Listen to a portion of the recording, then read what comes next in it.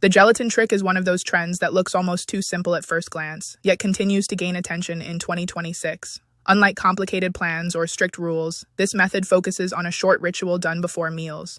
The basic idea is mixing a small amount of unflavored gelatin into warm water and drinking it about 10 to 20 minutes before eating. Many people say this creates a sense of structure before meals and helps them approach food with more awareness. Health discussions often describe this as a satiety-focused habit. Gelatin is a protein that changes texture when hydrated, and some users feel that this gentle thickness helps them feel satisfied sooner. It's important to note that the gelatin trick is not described as a cure or a fast solution. Most conversations frame it as a supportive habit that fits into a balanced routine rather than replacing meals or professional advice. If this method caught your attention and you want to explore it in more detail, there's a link in the first comment where you can learn more about how it's commonly used.